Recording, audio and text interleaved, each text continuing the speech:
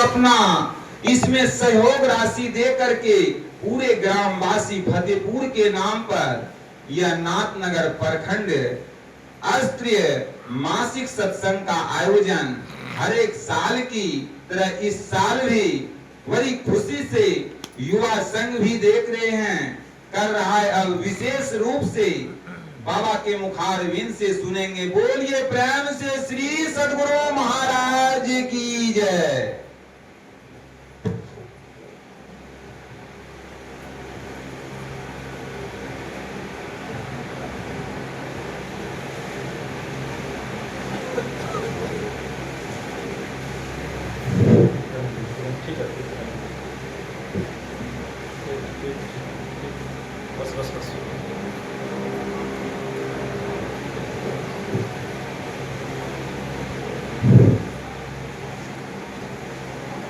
श्री सद्गुरु महाराज की जय। श्री सद्गुरु महाराज की जय। एक बार हम लोग आस्था और विश्वास के साथ बुलंद स्वर में गुरु महाराज का श्री जय घोष करें। श्री सद्गुरु महाराज की जय। नमामि अमित ज्ञान रूपं कृपालं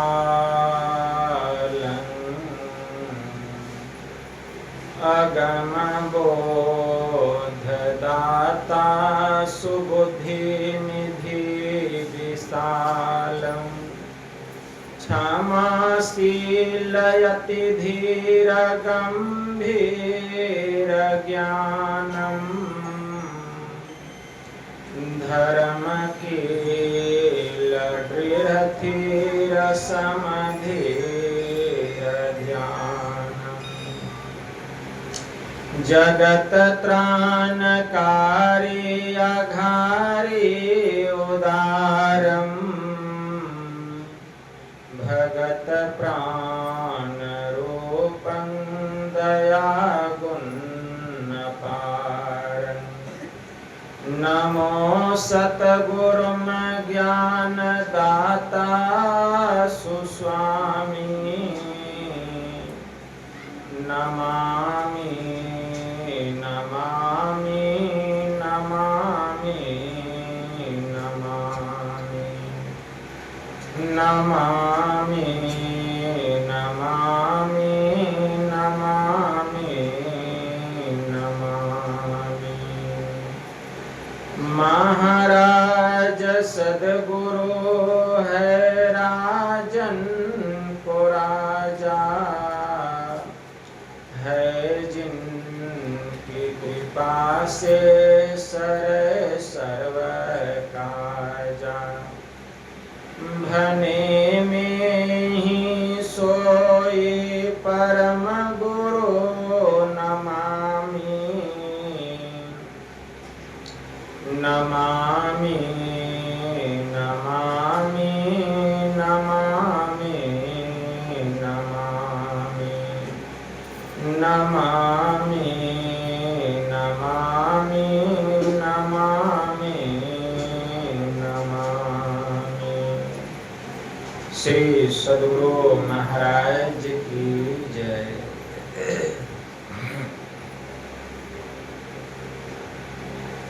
अव्यक्त रूप में परमाराध्य संत सद्गुरु महाराज के पावन कमल चरणों में बारंबार नमन। आदरणीय सत्संग प्रेमी गुरुजनों, भक्तिमती माताओं एवं धर्मशिला बहनों, आप लोगों को सर्वविदित हो चुका है कि प्रत्येक वर्ष की भांति इस वर्ष भी नाथनगर प्रखंड स्तरीय वार्षिक अधिवेशन आज आपके फतेहपुर ग्राम में इस भगवती स्थान में संपन्न होने जा रहा है। यह हम लोगों का परम सौभाग्य है, क्योंकि सत्संग बड़े भाग्य से मिलता है। अभी संत स्तुति और गुरु वंदना से पाठ का शुभारंभ हुआ। हम लोगों ने अति ही मनोयोग पूर्वक भक्ति युक्त ढंग से पाठ का श्रवण किया। तत्पश्चात श्री रामचरितमानस सार सटीक प्रथम सोपान बालकांड से भी हम लोगों ने पाठ का श्रवण किया। पाठ के क्रम में हम लोग सत्संग की महिमा के संबंध में श्रवण कर रहे। एक बड़े उच्च कोटि के महापुरुष हो गए स्वामी रामावतार दत्त जी महाराज। उनकी वाणी में आया, संत वचन वह सुधा देव भी जिसके सदा भिखारी। संत वचन वह धन है जिसका नर ही है एकमात्र प्रधान अधिकारी। मतर्य अमर बन जाता जिससे वह संजीवन रज है। संत वचन सब भवरोगों का राम बाण भेषज है। वेद शास्त्र अनुभूति तपस्या का जिसमें संचय है। संतों का वर वरद वचन वह मंगलमय निर्भय है। क्यों बैठा कर्तव्य मूढ़ नर बन चिंता का वाहन। अरे संत वचन के सुधा सिंधु में कर संतत अवगाहन। दूर असत से कर सतपथ की ओर लगाने वाला और मृत्यु से हटा अमरता को पहुंचाने वाला। तम से परे ज्योति के जग में होता जो जगमग है। सची चन में उस परम धाम को संत वचन सूची मग है। अरे कौन बताए संतों की वाणी में कितना बल है। अरे कौन बताए संतों की वाणी में कितना बल है। दासी सूत देवर्षि बन गया जीवन हुआ सफल है। उसी संत के प्रवचन ने यह प्रभाव दिखलाया। दैत्य वंश में देवपम भक्त प्रहलाद प्रकट हो आया। अगणित बार संत वाणी ने निज प्रभाव प्रगटाया। मान उसे ही बालक ध्रुव ने हरि का ध्रुव पद पाया। एक लुटेरा था जिसने मन से मान संतों की वाणी। अब वाल्मीकि बन गया आदि कवि भुवन विदित विज्ञानी। यह सत्संग की महिमा है, कितना कहा जाए। स्वामी केशवानंद जी महाराज ने कहा, दासी के नारद हिरणी के श्रृंगी ऋषि। अंडा से वृंदा सुखदेव जी का हाथ है। गागरी से कुंभज रेणुका से परशुराम। कुलहंडू से वाल्मीकि महिमा लखात है। मतस्गंधा से व्यास अगणिका से वशिष्ठ मुनि। क्षुद्रानी से भारद्वाज ब्राह्मण पद पात है। कहे कवि केशवानंद, अरे कहाँ लो करो वखान। सत्संग के प्रभाव से शिरोमणि कहा। कितनी महिमा है सत्संग। अगर जीवन में सत्संग नहीं मिलता तो ये सरताज कैसे होते, ये संत सम्राट कैसे होते, ये संत शिरोमणि कैसे होते। तो सत्संग की महिमा अपार है, कहने से बाहर है। अभी हम लोग सुन रहे हैं गोस्वामी तुलसीदास जी महाराज श्री रामचरितमानस में लिखते हैं कि सबसे पहले स्वर्ग आदि जितने भी देवी देवता हैं, ध्यान से दोनों कान खोल के सुन लीजिए कि पहले स्वर्ग आदि जितने भी देवी देवता हैं उनकी वंदना हो चुकी। जितने भी स्वर्गीय देवी देवता हैं सबकी वंदना हो चुकी। गोस्वामी जी कहते हैं, अब मैं इस धरती पर के देवता की वंदना करता हूं। और इस धरती पर के सबसे बड़े देवता कौन है? तो गोस्वामी जी ने लिखा, बंदौ प्रथम महीसुर चरना। मोह जनित संशय सब हरना।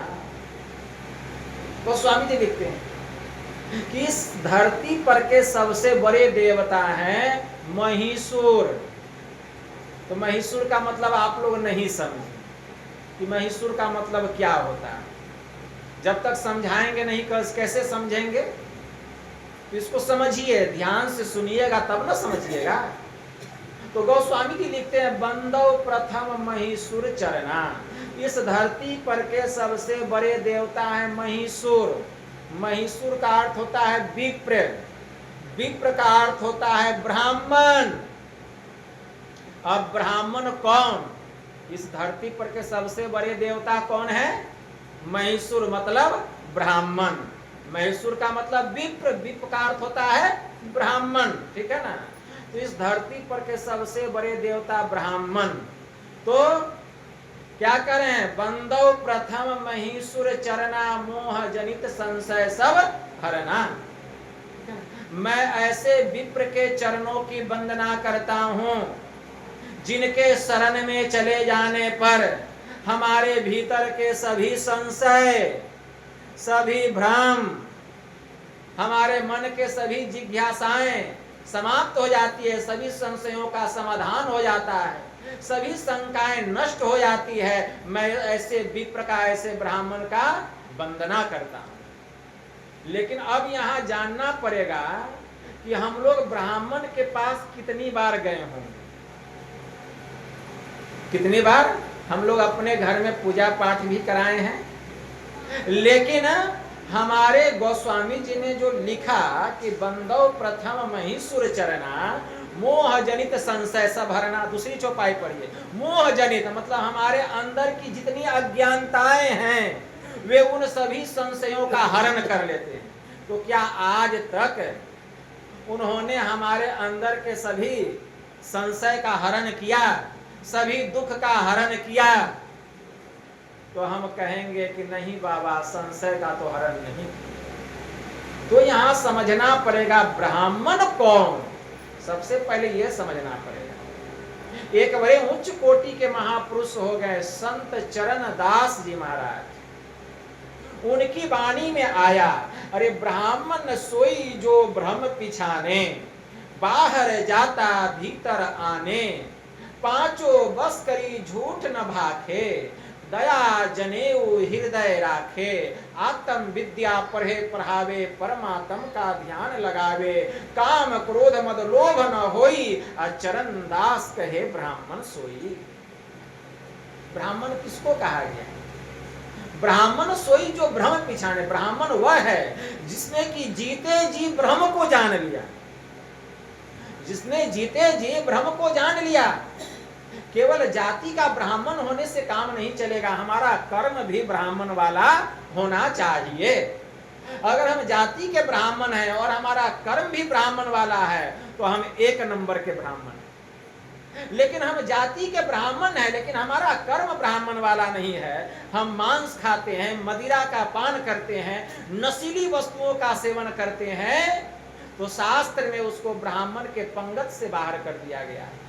आप मनुस्मृति पढ़िए, मनुस्मृति में स्पष्ट कहा गया, ना कृत्वा प्राणिनाम हिंसाम मांस मुत्पद्यते क्वचित न च प्राणिवध्यः स्वर्गीय अस्य मान मांसम विवर्जित। जब तक हम किसी जीव की हत्या नहीं करेंगे मांस की प्राप्ति नहीं होगी। किसी जीव की हत्या करके या माता के सामने उसका बलि दे करके, माता के सामने उसका बलि दे करके जीव की हत्या करके और उसका हम मांस भक्षण करें और हम कहें कि ये प्रसाद है, ठीक है ना, हम कहें इसको महाप्रसाद, तो क्या कहता है हमारा शास्त्र? ध्यान से सुनिए, मनु भगवान कह रहे हैं कि जब तक किसी जीव की हत्या नहीं करेंगे मांस की प्राप्ति नहीं होगी, और किसी जीव की हत्या करके उसका मांस भक्षण करके अगर हम समझें कि हमको भगवती प्रसन्न हो जाएगी और हमको स्वर्ग में स्थान मिल जाएगा, तो स्वर्ग में कौन कहे उसको नरक में भी मुलायम जगह नहीं मिलेगा। ये मैंने उपनिषद का पाठ सुनाया। दूसरा मंत्र सुनिए, दूसरा मंत्र आया कि जो मांस मछली खाते हैं 8 लोग पाप के भागी बनते हैं, 8 लोग पाप के भागी बनते हैं। इसलिए हम चाहते हैं कि हम पाप के भागी नहीं बने, तो जीव की हत्या नहीं करनी चाहिए, जीव की हत्या नहीं करनी चाहिए। अनुमंता विषसीता निहंता कर्य विक्रयी संस्कर्ता चौपहरता चौखादक चेती घातक।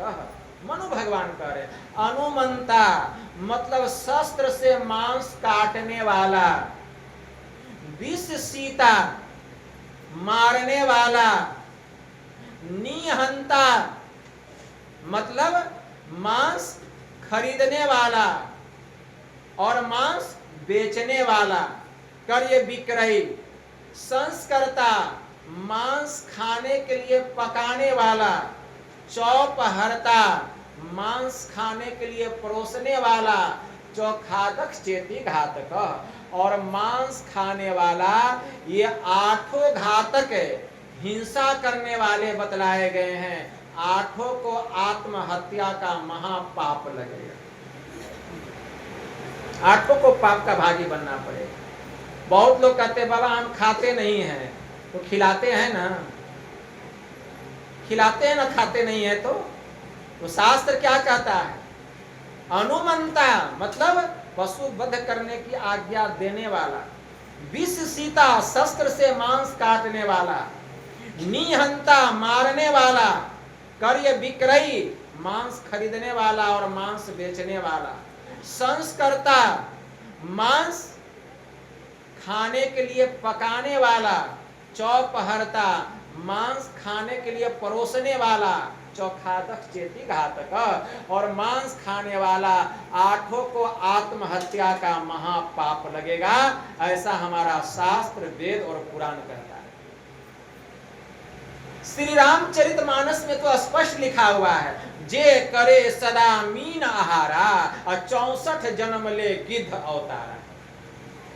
जो मांस मछली का सेवन करता है वो 64 जोनी गिद्ध में जाता है, गिद्ध की जोनी उसको मिलता है। पर ये श्री रामचरितमानस में लिखा हुआ है, इसलिए मांस मछली का सेवन नहीं करना चाहिए। यह मनुष्य का शरीर मिला है किस काम को करने के लिए, और हम क्या कर रहे हैं?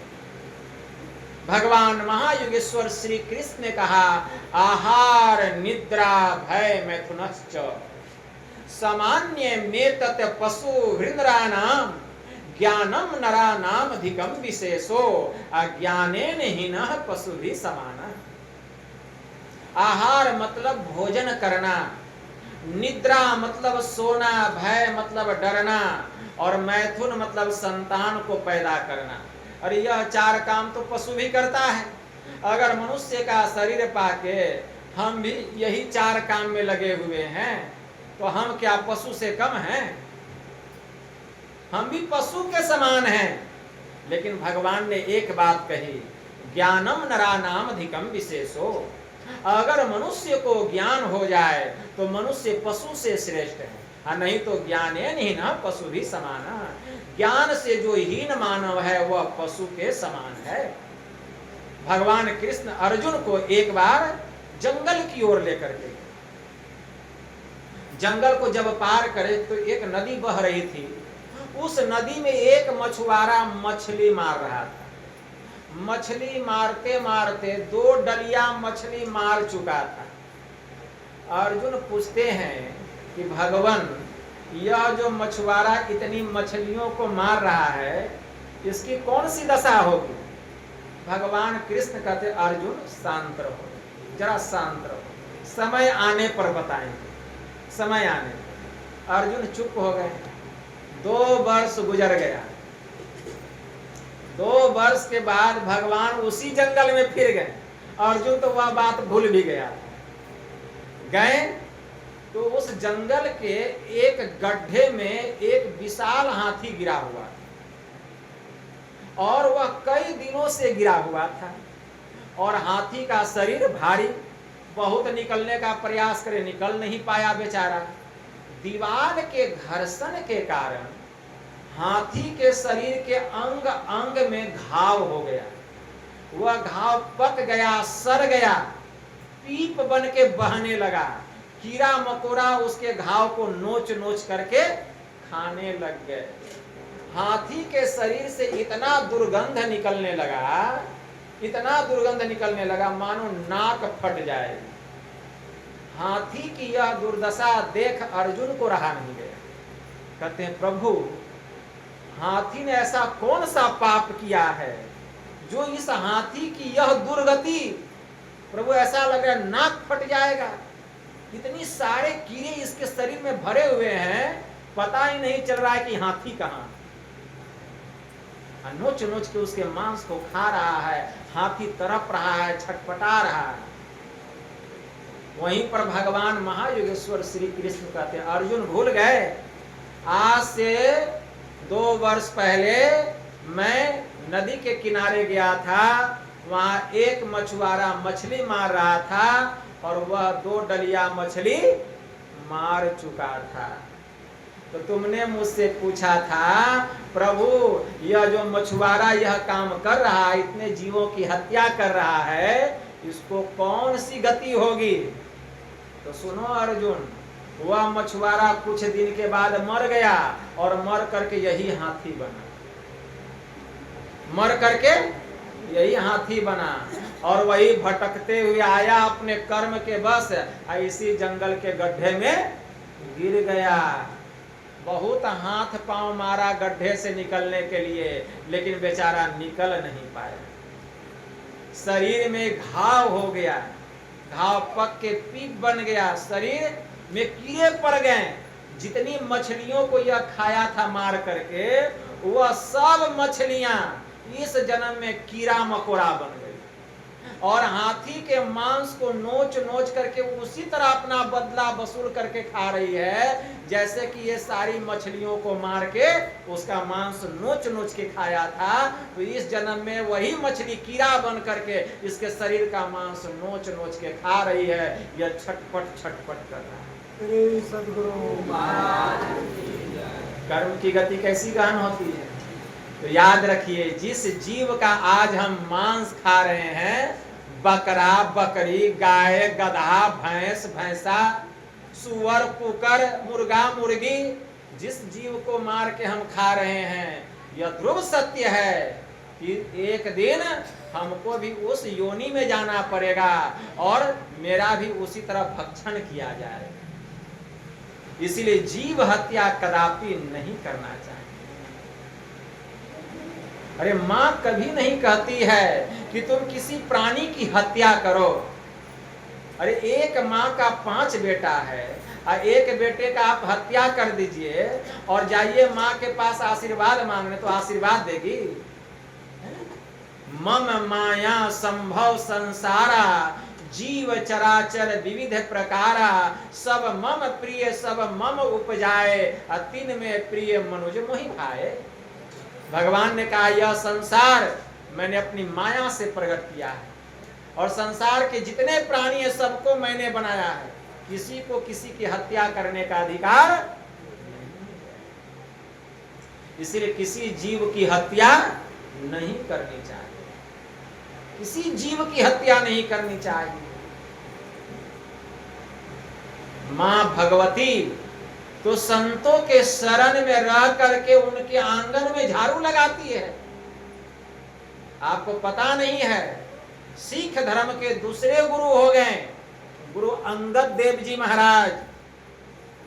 ध्यान से सुनिए, गुरु अंगद देव जी महाराज की पुत्री का विवाह हो गया अमरदास के पुत्र से। लड़की अपने ससुराल गई। जब ससुराल गई तो एक दिन जब वह खाना पका रही थी तो वह भजन गुनगुना रही थी। अमरदास उस भजन को बड़े गौर से सुन रहे थे। भजन में बड़ा रस था। सुनते सुनते उनका मन आह्लादित हो उठा, ऐसा लग रहा था कि सुनते जाएं। इतने में वह बीच में ही भजन गाना बंद कर दी। अब उनका मन तरफर तरफर करने लगा। कहा बेटी कितना सुंदर तुम भजन गा रही थी, इसको सुंदर से पूरा गाओ, पूरा गा के सुनाती है। कहती है बेटी यह भजन तुमने कहाँ सीखा? कहती है कि बाबूजी यह भजन मेरे पिताजी ने हमको सिखाया। तो अमरदास कहते हैं कि मैं हर साल दुर्गा पूजा के दिन, वहाँ हिंगुला माता कहा जाता है, ठीक है ना, दशहरे के दिन हिंगुला माता का दर्शन करने जाता हूँ, और फिर विजयादशमी आ रहा है, मैं हिंगुला माता का दर्शन करने के लिए जाऊंगा, और उधर से जब लौटूंगा तो अपने समधी साहब से, मतलब तुम्हारे पिताजी से मिलते हुए आएंगे, कुछ भजन हम भी सीख लेंगे। तो लड़की कहती है हाँ बाबूजी जरूर सीख लीजिएगा, मेरे पिताजी आपको सिखा देंगे।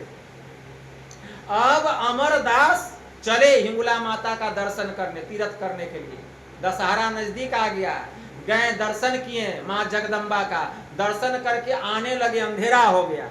गए अपने समधी साहब गुरु अंगद देव जी महाराज के घर, शाम हो गया आते आते। गुरु अंगद देव जी महाराज को पता चला कि समधी साहब आए हैं, तो व्यवस्था करवा दिए खाने का, पीने का, सोने का। तो खाना पीना खा के अमरदास जी सो गए। अचानक उनकी नींद ब्रह्म बेला में टूट गई, उनकी नींद ब्रह्म बेला में टूट गई। 3 बजे ब्रह्म मुहूर्त में क्या देखते हैं कि घर के आंगन में कोई स्त्री है, शरीर देखने में लगता है देवांगना के जैसा, पूरा शरीर चांदी के जैसा चम चम चम चम चमक रहा है, चांदी के समान चमक रहा है, प्रकाश निकल रहा है उसके शरीर से। लेकिन कर क्या रही है? मेरे समधी के घर में झाड़ू लगा रही है, मेरे समधी के घर में झाड़ू लगा रही है। रहा नहीं गया, जाते हैं उस देवांगना के पास और कहते हैं देवी तुम कौन हो?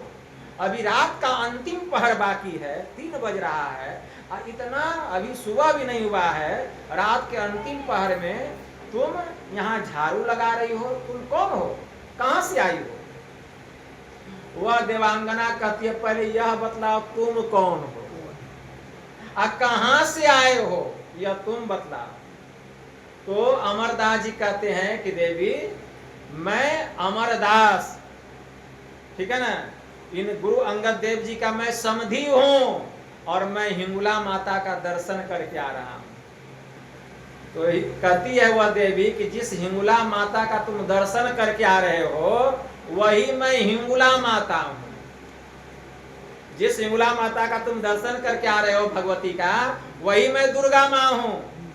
और जिसको तुम अपना समधी बता रहे हो, अरे वे तो उच्च कोटि के संत सदगुरु रूपी बादशाह हैं, ठीक है ना, फिर उच्च कोटि के संत हैं, उनका खुला दरबार है। और मैं यहाँ झाड़ू लगाने के लिए आई हूँ, ये बड़े उच्च कोटि के संत हैं जिनको तुम अपना समधी बता रहे हो। और स्वर्ग में देवी देवताओं का नंबर लगा हुआ है कि आज कौन जाएगा, कल कौन जाएगा। वो तो संजोग ऐसा था कि आज मेरा नंबर था तो तुमको मेरा दर्शन हो गया। न तो खूब तीर्थ करते रह जाते फिर भी तुमको मेरा दर्शन नहीं होता। कितना तीर्थ किए, जाते थे दुर्गा माता का दर्शन करने, भगवती स्थान हिंगुला माता का, लेकिन आज तक अमरदास को दर्शन दुर्गा माँ का नहीं हुआ। दुर्गा का दर्शन कहाँ हुआ? माँ का संत के दरबार में, संत के दरबार में, ठीक है ना। अरे मूर्ख, अगर इनके चरणों की धूली अगर तुझे थोड़ा सा मिल जाए, ये जो संत गुरु अंगद देव जी महाराज हैं, इनके चरणों की धूली मिल जाए तो तेरा परम कल्याण हो जाए। इतना कह करके माँ गायब हो गई। खोजते रहे, जब कुछ आगे बढ़े तो एक कुआं पर एकदम उसका भी शरीर एकदम चांदी के जैसा चमचमा रहा था। कुएं में पानी भर रहा था, पानी निकाल रहा था, लेकिन वह कोई देव रूप में था। देखते ये कौन है, देव रूप में है। तो पूछते हैं कि हे देव आप कौन हैं? तो वे देव कहते हैं मैं देवराज इंद्र हूँ, स्वर्ग से यहाँ आया हूँ, आज मेरा नंबर था। तो आप क्या कर रहे हैं यहाँ? तो देखते नहीं हो, तुम जहाँ आए हो ये मामूली व्यक्ति नहीं है, ये संत हैं गुरु अंगद देव जी महाराज। वो अब उठेंगे ध्यान पर से, अभी ध्यान पर बैठ गए हैं, अब ध्यान करके उठेंगे तो पखाना करने के लिए यही रूम में जाएंगे। मैं पहले से पानी भर के धो धा के वहां रख देता हूं ताकि उनको वहां कोई दिक्कत नहीं होगी। इतना कह के वे भी गायब हो गए। अब उसका तो तार छोड़ने लगा अमरदास का, ये तो गजब हो गया। देवी झाड़ू लगा रही है और देवता जो है शौचालय को साफ करके पानी भर के रख रहे हैं। ये कैसे महापुरुष हैं। रहा नहीं गया, जाते हैं उनके कमरे में, देखते हैं सचमुच में वे ध्यान पर बैठे हैं, गुरु अंगद देव जी महाराज। अब ये क्या करें, इतने बड़े संत जो कि देवी देवता को स्वर्ग से आना पड़ा इनकी सेवा करने के लिए। समझ में बात नहीं आ रही थी कि क्या हो रहा है। अब तो उनका चरण पकड़ लिया, जैसे चरण पकड़े ध्यान टूट गया गुरु अंगद देव जी महाराज का। गुरु अंगद देव जी महाराज कहते हैं समधी साहब ये क्या करे, छोड़िए मेरा पैर छोड़िए। कहा नहीं, अब आज से मैं आपका समधी नहीं, आज से आप मेरे गुरु और मैं आपका चेला। हमें भी ज्ञान बतलाइए। संत ऐसे होते हैं, इसलिए सबसे बड़े हैं संत। दूसरा नाम है तीजे 10 अवतार तिन्हें प्रणाम है। ब्रह्मा विष्णु महेश सकल संसार है, अरे हारे पलटू सबके ऊपर संत मुकुट सरदार है। ऐसे संत हमारे परमाराध्य महर्षि नहीं, परमहंस जी महाराज। औरों की बात जाने दीजिए। हमारे गुरु महाराज एक बार वैशाली गए हुए थे सत्संग करने के लिए। वैशाली गए हुए थे। वैशाली में गुरु महाराज को एक कमरा दिया गया रहने के लिए, और उस कमरे में बहुत सारा अलमारी था, और उसी में एक जो है खटिया बिछाया हुआ था। अब पूज्य भगीरथ बाबा साथ में थे सेवा करने के लिए। भगीरथ बाबा देखते हैं कि बहुते झोल है, ठीक है, झोल को साफ कर देते, साफ करने लग गए। वो झोल गुरु महाराज के माथे पर भी गिर गया, ठीक है ना। तो कहते हैं कि हुजूर संत की सेवा कौन करते हैं, क्योंकि सारे संत की सेवा तो संत ही करते हैं, ठीक है ना। भगवान तो थोड़े करेंगे, संत की सेवा संत ही करते हैं। जैसे हमारे गुरु महाराज की सेवा कौन किए, महर्षि संत सेवी परमहंस जी महाराज की, ठीक है ना। तो साफ सुथरा कर लिए और उसके बाद पैर चापने लग गए। होते होते रात हो गई। रात करीब 12 बज गया, एकदम ठीक 12 पर काटा गया, दोनों सुई, बड़का सुई छोटका सुई। क्या देखते हैं कि उस कमरे का जो सीलिंग था वह 2 भाग में बट गया, 2 भाग में बट गया। खुला आकाश, अब छत कहाँ, अब तो पूरा आकाश, थोड़ा नहीं पूरा आकाश दिखाई देने लगा, छत नहीं। और आकाश से 3 ज्योति जो है नीचे आया, 3 ज्योति। अब गुरु महाराज लेटे हुए थे और 3 ज्योति नीचे आया, और तीनों ज्योति गुरु महाराज का चरण स्पर्श किया। पूज्य भगीरथ बाबा देख रहे हैं, और चरण स्पर्श करके फिर आकाश मार्ग के द्वारा चला गया, और फिर सीलिंग अपने आप आके सट गया। ऐसा आश्चर्य देखा, रहा नहीं गया। सुबह हुई, पूज्य स्वामी भगीरथ बाबा पूछते हैं कि हजूर हम रात के देखलिए कि 3 ज्योति अयले, अपने चरण के स्पर्श करलकै, आ फिर आकाश मार्ग के द्वारा ऊपर चली गए। हुजूर के छले? तो गुरु महाराज कहते हैं तुम नहीं जानता है, अरे वे तीनों ब्रह्मा विष्णु और शिव था, वह आया मेरा दर्शन करके चला गया। संत ऐसे होते हैं, आप क्या समझते हैं? संत ऐसे होते हैं। इसीलिए अभी हम लोग सुन रहे थे, बंदव प्रथम महिषुर चरना मोह जनित संशय सबहरना।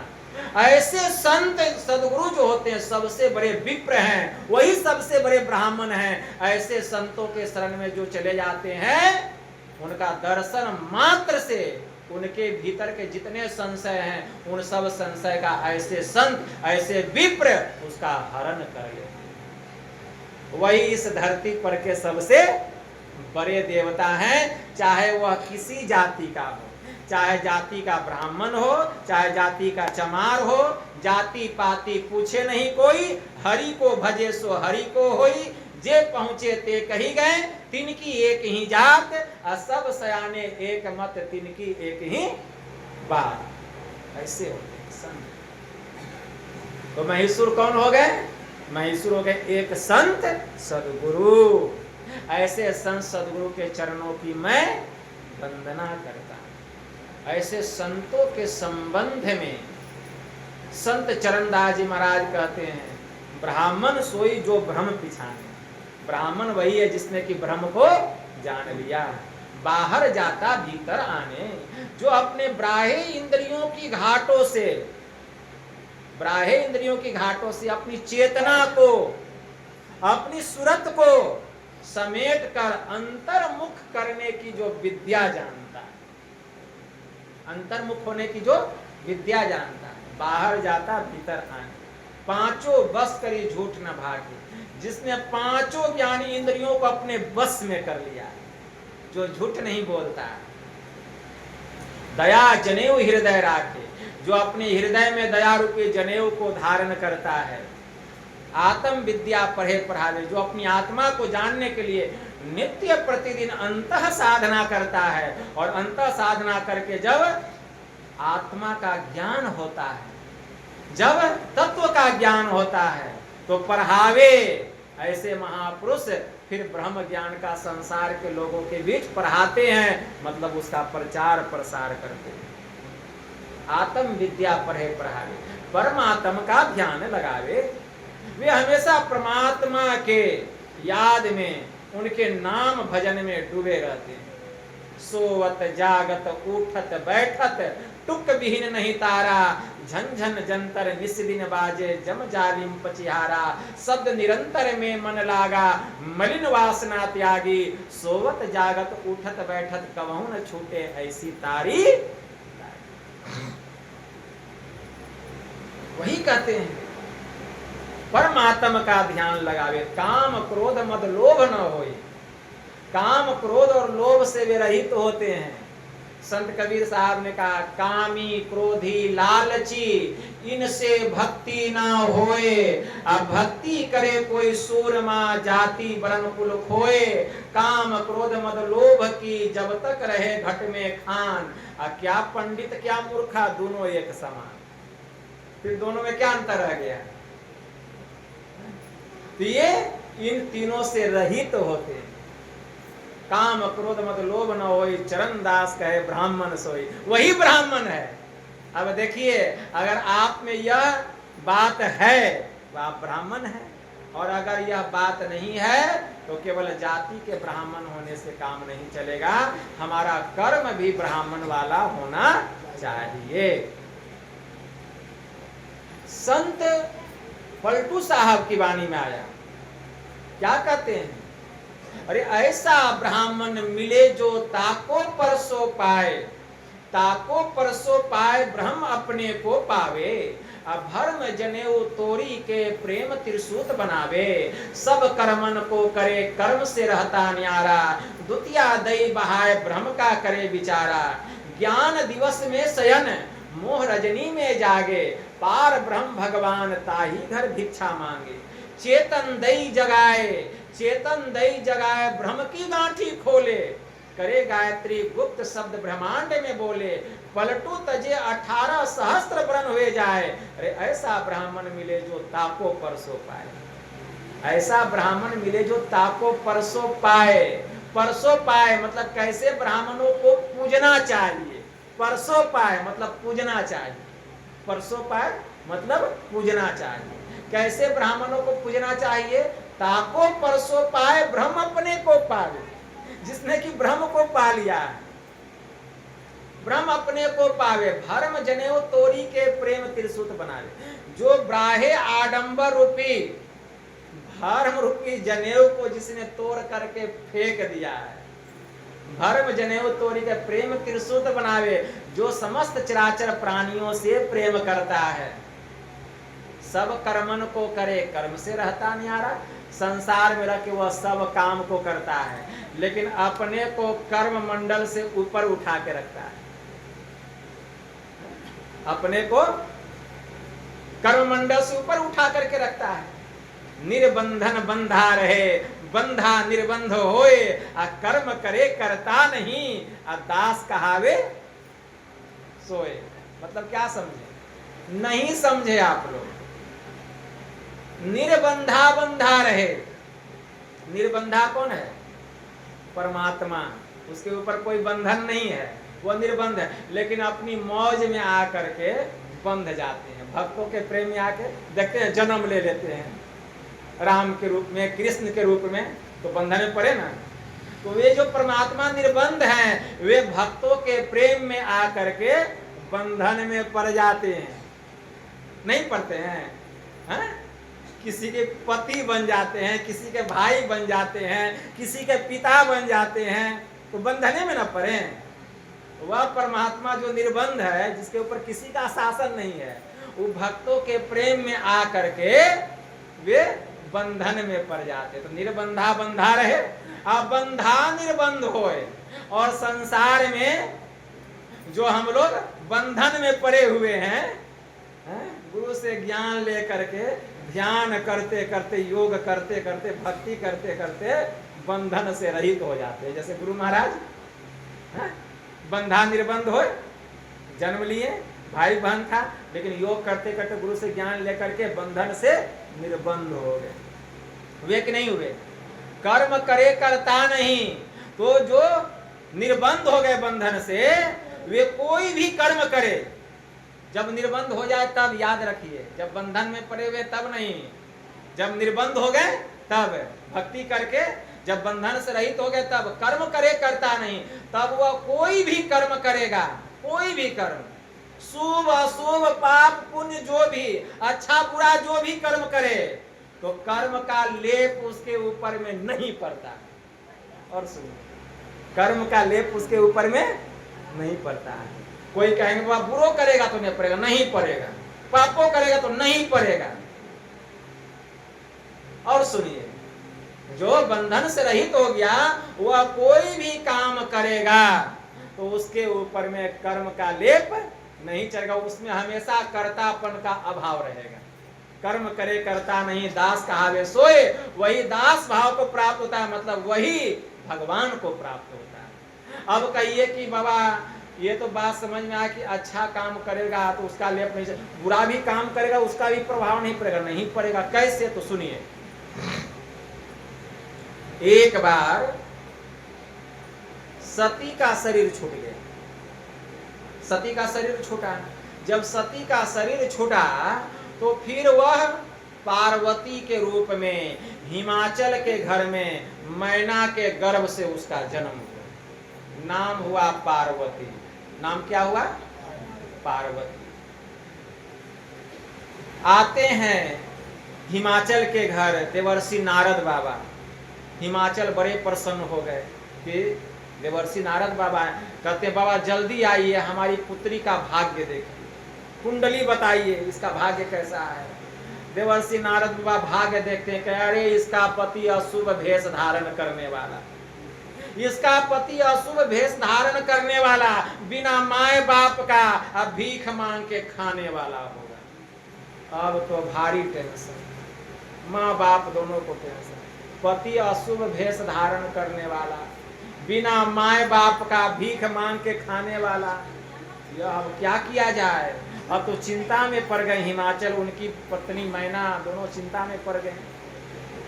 तो देवर्षि नारद बाबा कहते हैं देखो एक उपाय है, एक उपाय यही है कि अगर इसका विवाह भगवान शिव जी से हो जाए, शंकर भगवान से, तो जो जो इसका पति जो होता उसमें जो जो दोष था वह सब दोष गुण में बदल जाएगा। कब? जब शिव जी से ब्याह हो जाएगा तब गुण में बदलेगा।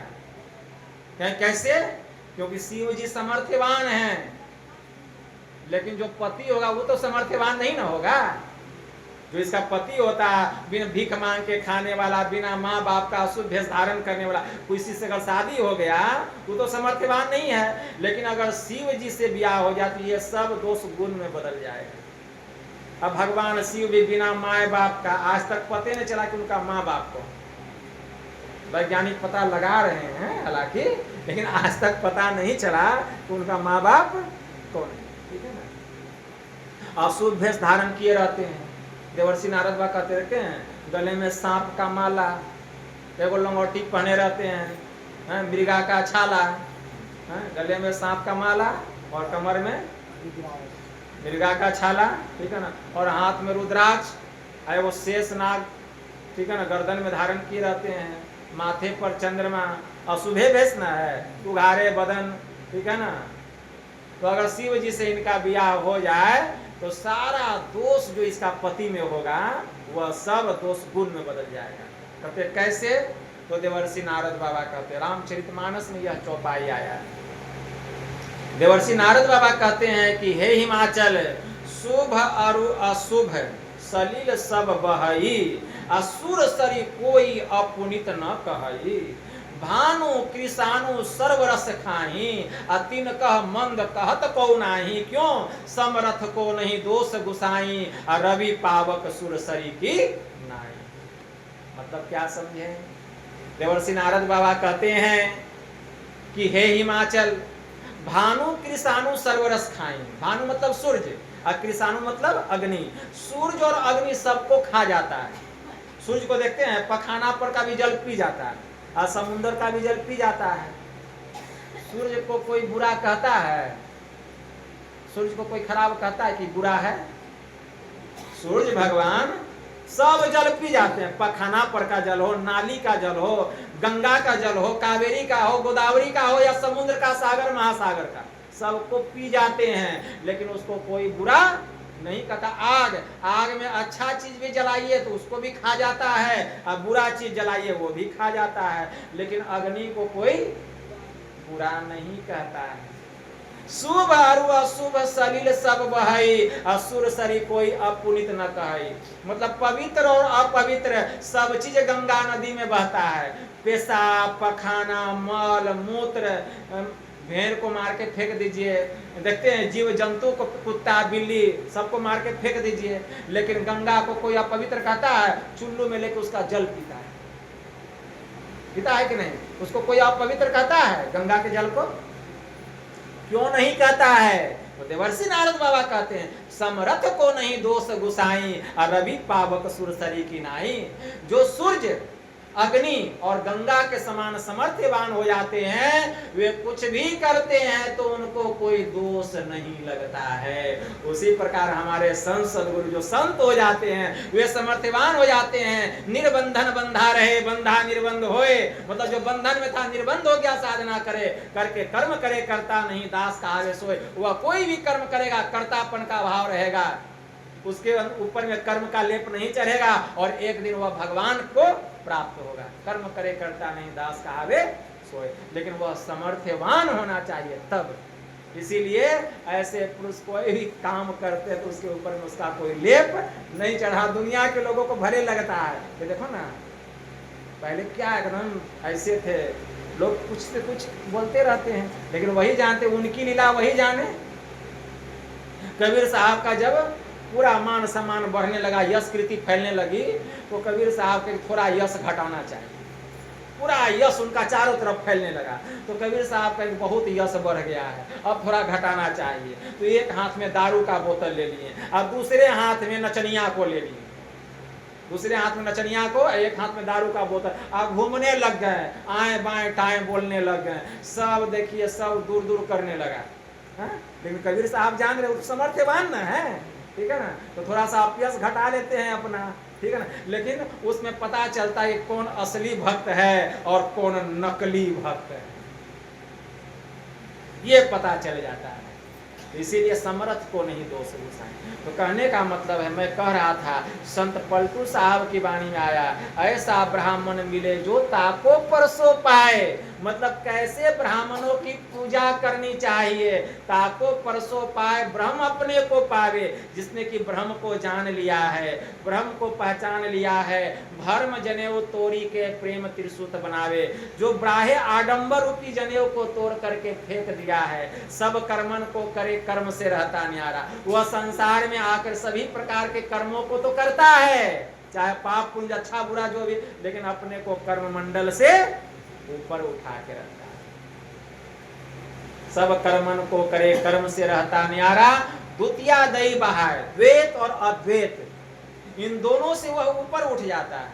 द्वितीया दई बहाय, ब्रह्म का करे विचार, वह ब्रह्म चिंतन में, द्वैत अद्वैत से रहित होकर वह तत्व के चिंतन में डूबा हुआ रहता है।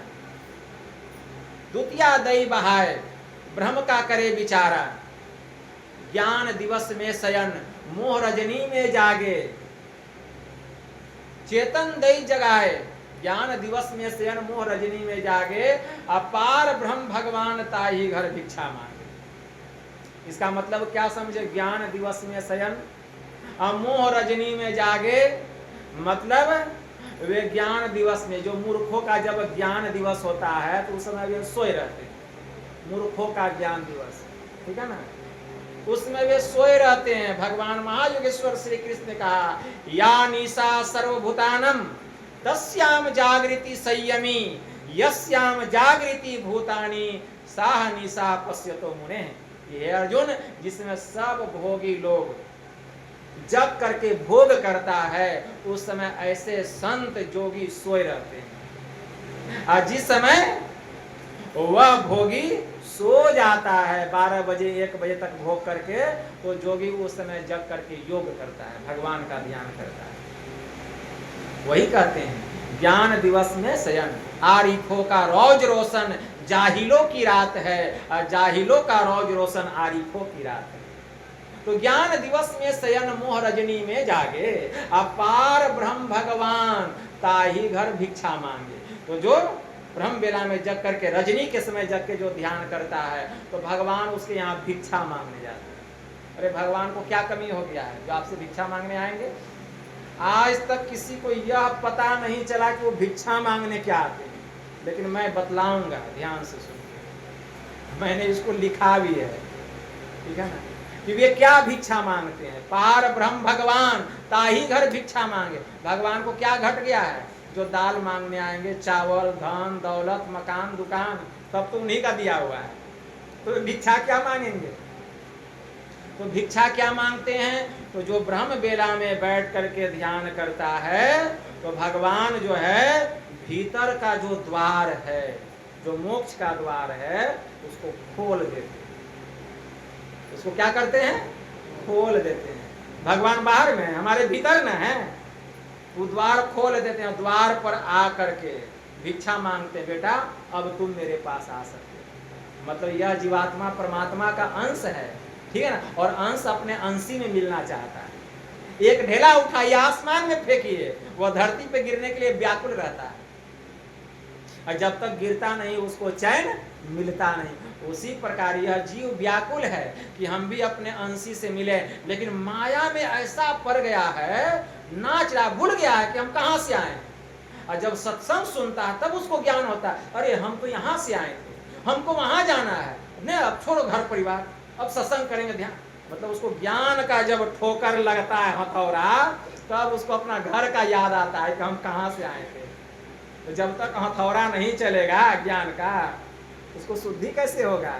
जनी लिपटोरे प्यारे जग परदेसवा, सुख कछु इहवा नाही, यह परदेसवा काल को भेसवा, जोरे आवे दुख पाही, शुद्धि करो प्यारे हो आपने देश के, जहाँ कलेश कछु नाही। निज काया घर में ऐन महल होए, आपन घर पत पाही। उस घर से हम आए, यह ज्ञान हो जाता है। पहले तो यह भी पता नहीं था कि हम कहाँ से आए।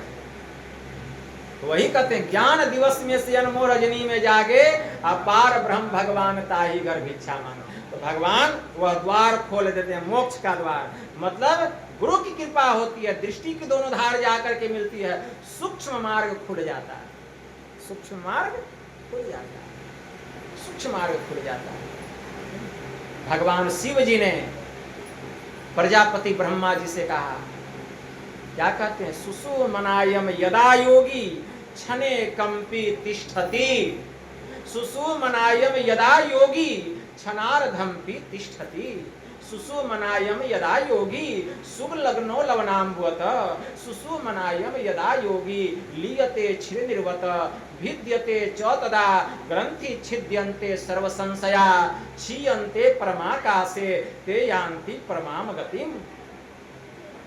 भगवान शिव जी ने योग सिखोपनिषद में ब्रह्मा जी से कहा कि हे ब्रह्मा जी, जब कोई योगी सुषुम्ना में एक क्षण भी ठहरता है, एक क्षण नहीं ठहर सका, सुषुम्ना में अगर आधा क्षण भी ठहरता है, सुषुम्ना में जब जोगी नमक और पानी के समान घुल जाता है, सुषुम्ना में जब जोगी दूध और पानी के समान मिल जाता है, परिणाम क्या होता है?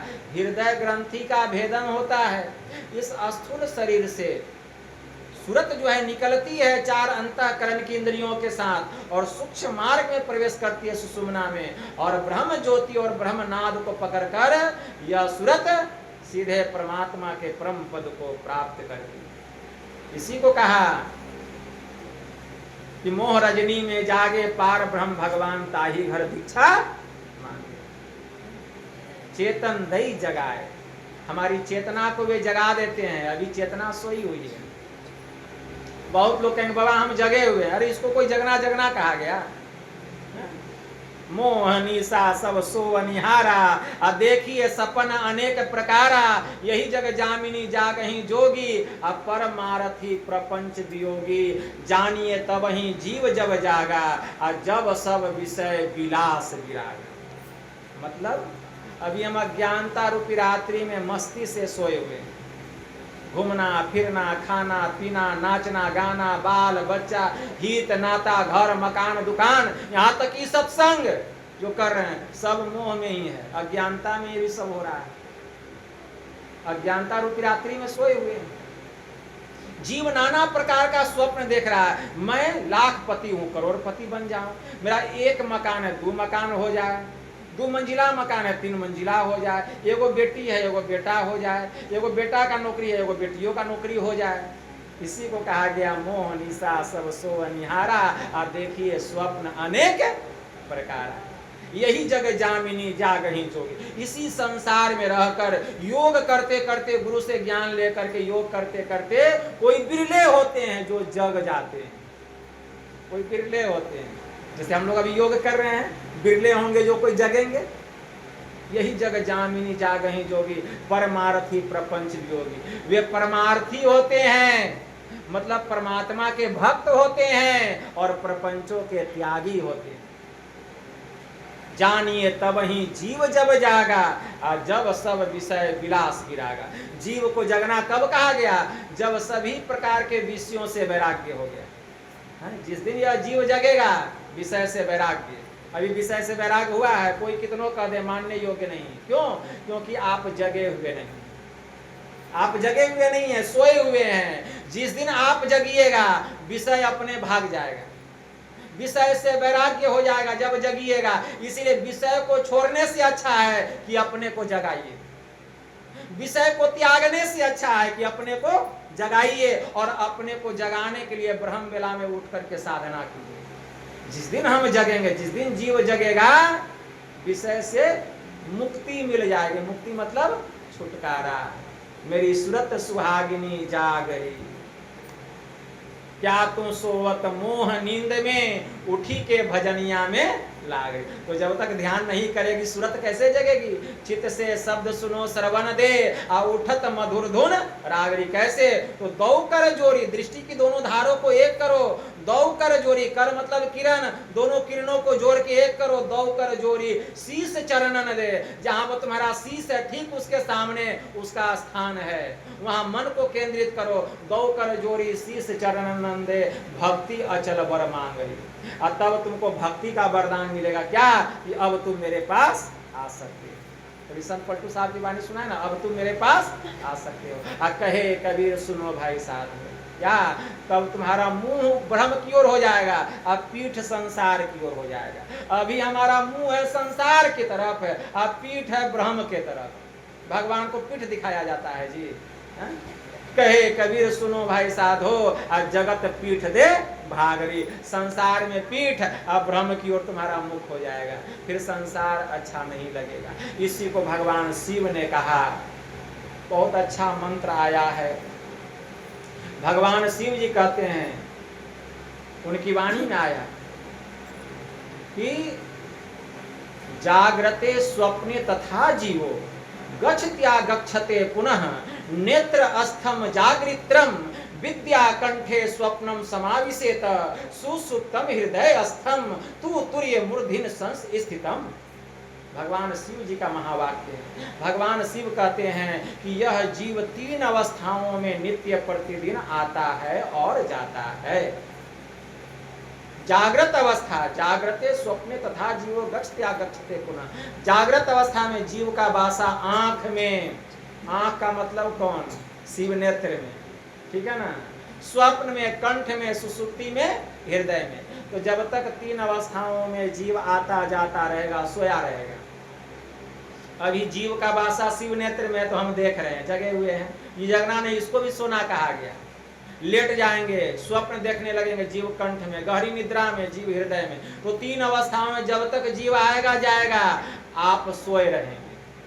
3 अवस्था तजहि भजहि भगवंत, अब मन कर्म वचन अगोचर व्यापक व्याप्य अनंत। गोस्वामी जी ने मानस में लिखा है, ठीक है ना, कि 3 अवस्थाओं में रहना, इसी को सोना है, ठीक है ना। इसमें भ्रम का ज्ञान नहीं होगा, तब इसमें भ्रम का ज्ञान होगा।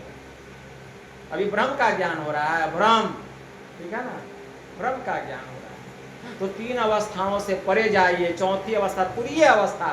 तुरीय अवस्था में जीव का वासा मस्तक में होता है, मूर्धिन च संस स्थितम।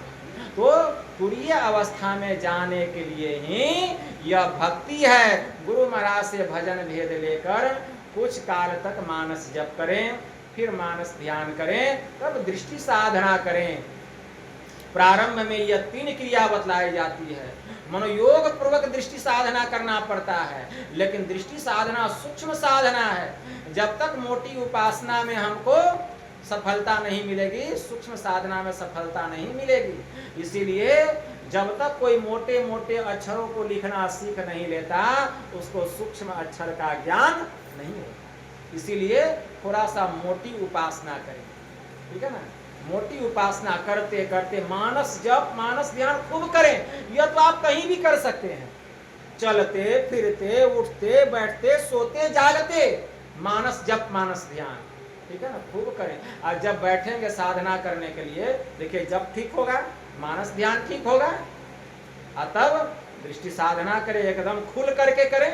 गुरु महाराज जहाँ बोले हैं देखने के लिए, एकदम आंख बंद, शरीर एकदम सीधा 90 डिग्री के कोण पर शरीर को रख करके एकदम बैठे हुए। कुछ करना है, केवल देखना है, कुछ नहीं करना है। यही है ब्रह्म विद्या। देखते देखते देखते देखते गुरु महाराज की कैसी कृपा कब हो जाएगी। और जितना करेंगे संसार से उतना मन हटेगा, पाप से उतना मन हटेगा। ये काम नहीं करेंगे, संसार से मन नहीं हटेगा। ये काम नहीं करेंगे, संसार से मन, पाप से मन नहीं हटेगा। पाप में मन और सटेगा, संसार में मन और सटेगा, अगर यह काम नहीं करेंगे तो। नहीं तो आजमा के देख लीजिए, एक दिन का अगर ध्यान छूट गया तो दूसरे दिन का भी छूट जाएगा, तीसरे दिन का भी छूट जाएगा। और डेली अगर होते रहा, अगर समय निकाल के कर लिए तो होते रहेगा। और कोई कारण से अगर छूट गया तो होगा आज भी छूट गया। इसलिए छोड़ना नहीं है। नित्य प्रतिदिन ध्यान करेंगे, सत्संग करेंगे, पाप हमको छोड़ के भागेगा। और ध्यान सत्संग नहीं करेंगे, पाप जकड़ के पकड़ करके रखेगा। और कहाँ फजीहत कराएगा, कहाँ बदनामी कराएगा, कहाँ नरक में लेके जाएगा, कहना मुश्किल। फिर बाप बाप चिल्लाएंगे कि बाबा हम आपको इतना मानते थे, इतना पूछते थे, हमारी यह दुर्दशा। बाबा का क्या दोष है इसमें?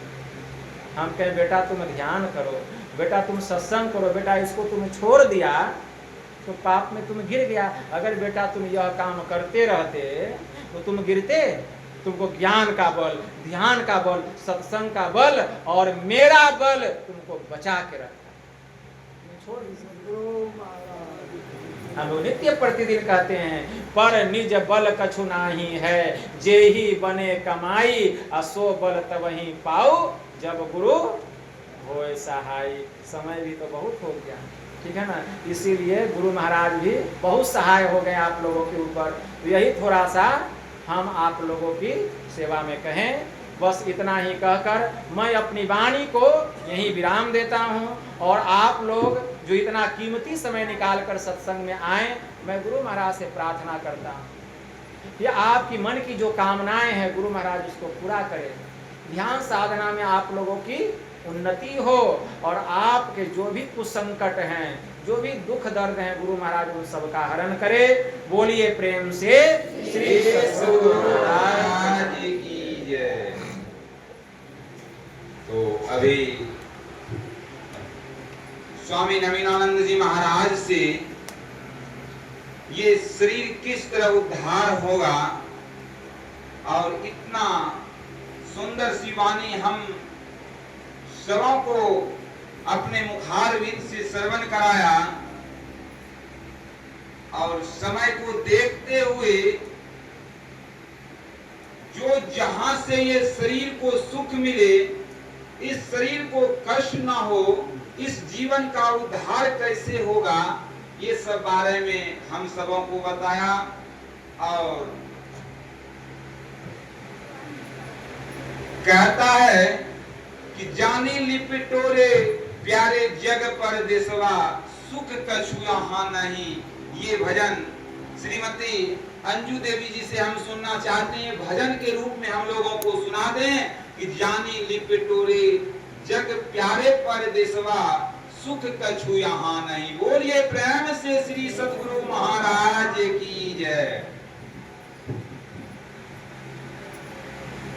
श्री सद्गुरु महाराज की जय। श्री सद्गुरु महाराज की जय। श्री सद्गुरु महाराज की जय। जान लिपिटोरे प्यार जग पर देसवा, सुख के छुया बाना,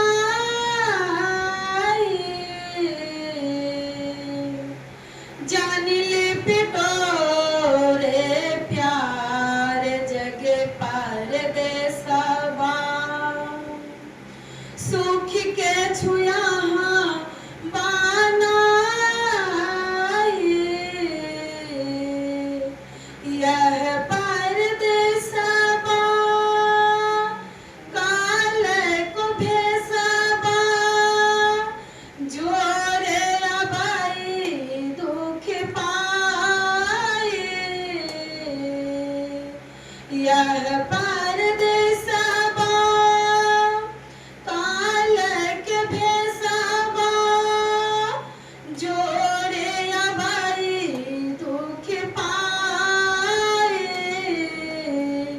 सोधी करो प्यार हो अपना देश के, जहाँ बाकल से कुछ नाई, सोधी करो प्यार हो अपना देश के, जहाँ बाकल से कुछ नाई, जान लिपिटोरे प्यार जग पार देसवा, सुख के छुया बानाई,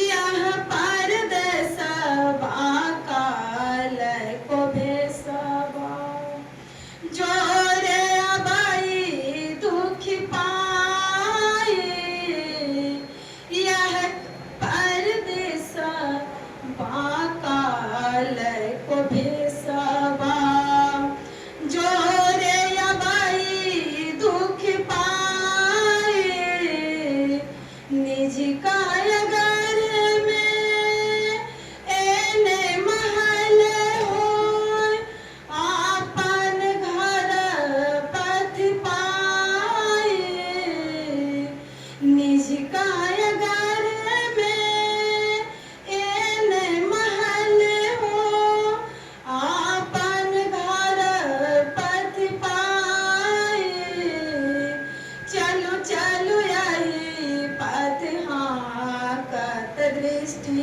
रथ, चलो चलो यही पथ हाकत दृष्टि रथ, धनि सतगुरु बतलाए, चलो चलो यही पथ हाकत दृष्टि रथ, धनि सतगुरु बतलाए, जन लिपिटोरे प्यार जग पार देसवा, सुख के छुया बानाई, जन लिपिटोरे प्यार जग पार देसवा, सुख के छुया बानाई,